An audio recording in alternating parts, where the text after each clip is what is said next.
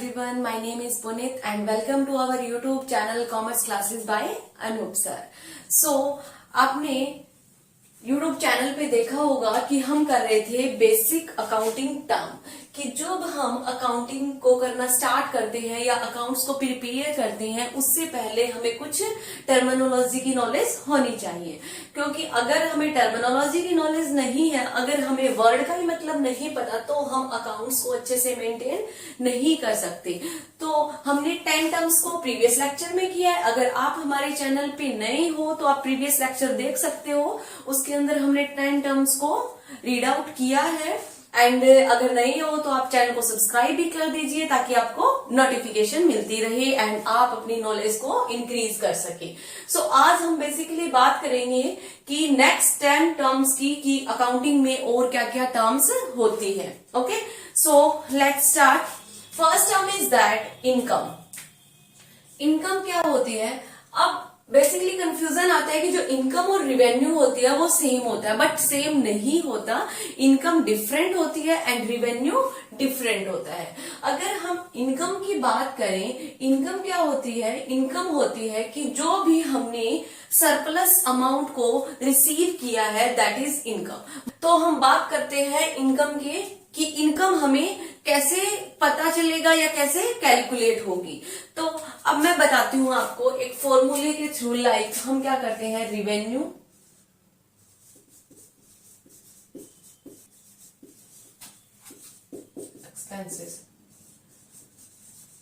Expenses.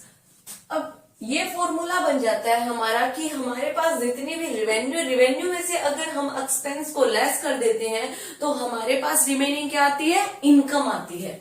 अब देखिए कैसे कि रिवेन्यू, मान लो कि कोई भी गुड्स हमने परचेज किया है and cost of good sold हमारी कितनी आई, उसको हम यहाँ पे लिख देंगे। Like cost of good sold हमारी 500 आई, 500, एंड उसको हमने रीसेलिंग कितने में किया? उसको हमने रीसेलिंग कर दिया 600 में, दैट इज रिवेन्यू। एंड जो सरप्लस अमाउंट 100 है हमारा, that is our income.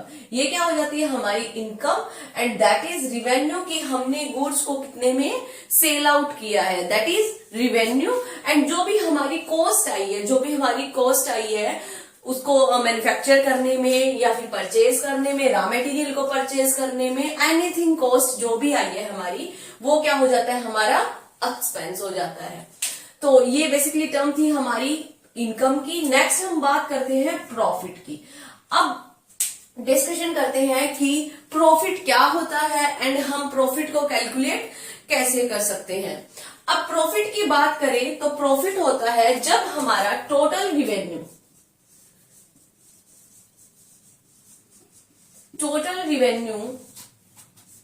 More than the total expenses. जब हमारा टोटल रिवेन्यू ज्यादा होता है टोटल एक्सपेंसेस से, देन हमें क्या होता है? प्रॉफिट होता है। क्योंकि रिवेन्यू क्या हुआ? जो हमने सेल किया उससे जो भी हमें अमाउंट रिसीव हुई है, और एक्सपेंस क्या हुआ कि जो भी हमारा रॉ मटेरियल पे खर्चा लगा है या जो भी हमारा खर्चा लगा है वो क्या हो जाता है? हमारा एक्सपेंस। तो अगर हमारा रिवेन्यू ज्यादा है एक्सपेंस से तो हमारे पास क्या आता है? प्रॉफिट। ओके, तो नेक्स्ट टर्म पे चले। अब नेक्स्ट टर्म की अगर बात करें तो नेक्स्ट आता है हमारा गेन। गेन जो टर्म है उसका मतलब क्या होता है? गेन का मतलब होता है कि कोई भी मॉनेटरी बेनिफिट हम मान सकते हैं यहाँ पे जो किसी भी इवेंट या ट्रांजैक्शन के करने से होता है। लाइक हमने कोई भी बिल्डिंग परचेज की, अगर हमने कोई बिल्डिंग परचेज की कितने लाख की?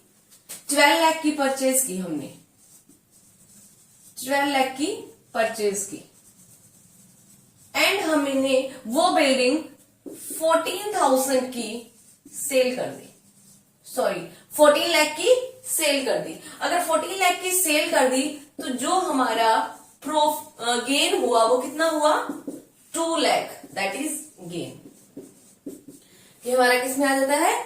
गेन में आ जाता है। ओके, आई आपको बात समझ में। गेन क्या होता है कि जो कोई भी मॉनेटरी बेनिफिट या फिर जो भी हम कोई ट्रांजैक्शन कर रहे हैं उसका रिजल्ट आता है। मान लो हमने परचेज की बिल्डिंग 12 लाख की एंड सेल कितने में कर दी 14 लाख में, जो 2 लाख की जो अमाउंट आई है हमारी वो क्या होता है गेन।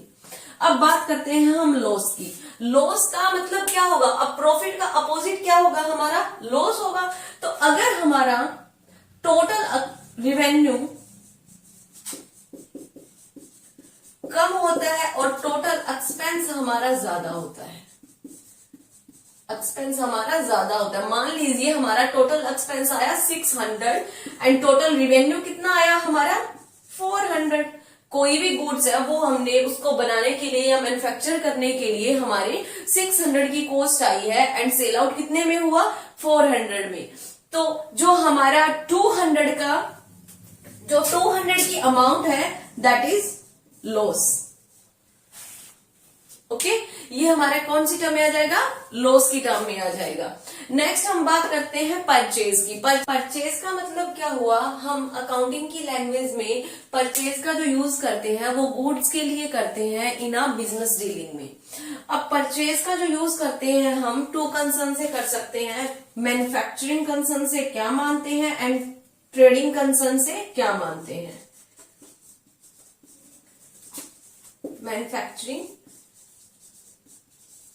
कंसर्न एंड ट्रेडिंग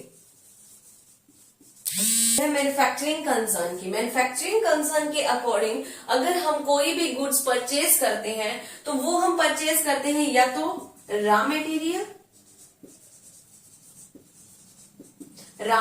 के लिए एंड रॉ मटेरियल से हम क्या बनाते हैं फिनिश्ड गुड्स।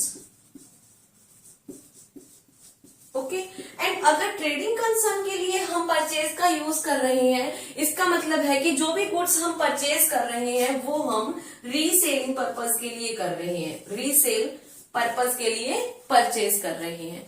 अब एक टर्म आती है आपकी परचेज रिटर्न। परचेज रिटर्न का मतलब क्या हुआ, अगर हमने कोई गुड्स को परचेज कर लिया और वो डिफेक्ट आ जाता है उसके अंदर। अभी आप भी मान सकते हो, लाइक आप भी किसी कपड़े की शॉप पे गए एंड आपने एक पैंट शर्ट परचेज कर ली और उसके अंदर बाई चांस कुछ डिफेक्ट आ गया या फिर वो सही नहीं आई, तो आप क्या करोगे रिटर्न करोगे।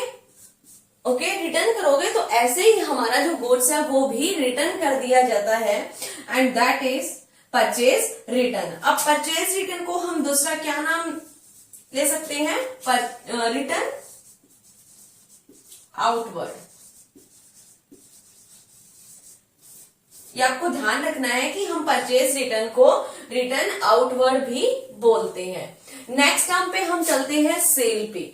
अब सेल क्या होती है, सेल का मतलब हुआ कोई भी अगर गुड्स को हम सेल कर रहे हैं तो सेल का मतलब हुआ कि जब हम ट्रांसफर करें, ट्रांसफर द ऑनरशिप।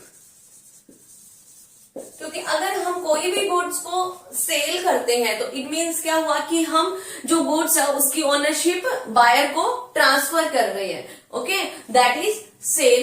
एंड अब हम बात रिटर्न की। सेल रिटर्न क्या होता है, सम टाइम हम मान लो कि हम शॉपकीपर है। ओके, हम शॉपकीपर है एंड हमने किसी को भी कोई भी गुड्स की कोई भी डिलीवरी कर दी एंड डिलीवरी कब की, जब हमने सेल की, जब हमने ओनरशिप ट्रांसफर की। एंड जो भी गुड्स की हमने डिलीवरी की वो उस गुड्स में कोई डिफेक्ट हो गया या फिर कोई वो टूट फूट हो गई उस गुड्स के अंदर, सो जो कस्टमर है वो हमें क्या करेगा रिटर्न कर देगा उस गुड्स को, that is sales return. And sales return को हम क्या बोलते हैं, रिटर्न इनवर्ड। सेल्स रिटर्न को हम रिटर्न इनवर्ड भी बोलते हैं। अब नेक्स्ट टर्म की हम बात करते हैं स्टॉक की। स्टॉक की तो स्टॉक का मतलब यहाँ पे हुआ कि वो जो गुड्स जो हमने रीसेलिंग पर्पस के लिए परचेज कर रखा है, ओके, उसको हम फर्दर रीसेल करेंगे एंड अभी क्या है वो अनसोल्ड है। जो हमारा स्टॉक होता है उसको हम 2 पार्ट्स में क्लासिफाई कर सकते हैं, ओपनिंग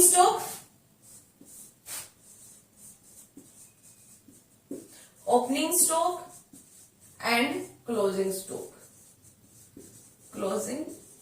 स्टॉक। जो हमारा ओपनिंग ओपनिंग स्टॉक होता है वो होता है at the beginning of the year, जब ईयर स्टार्ट होता है एंड एट दैट टाइम जो हमारे पास स्टॉक है, हमारे पास स्टॉक अवेलेबल है, that is opening stock. And at the end of the year जो स्टॉक हमारे पास अवेलेबल है that is closing stock. Okay, next अगर हम बात करें इन्वेंट्री की, जो इन्वेंट्री है वो वाइड टर्म है स्टॉक से। इन्वेंट्री के अंदर इंक्लूड हो जाता है inventory of raw material, inventory of work in progress जो सेमी फिनिश गुड्स बोलते हैं, progress and finish goods, finish goods and last one is stock in trade. ये सब जो इंक्लूड होता है वो हमारा इन्वेंट्री के अंदर इंक्लूड होता है। तो बेसिकली जो इन्वेंट्री है वो हमारी वाइड टर्म है रेदर देन द स्टॉक।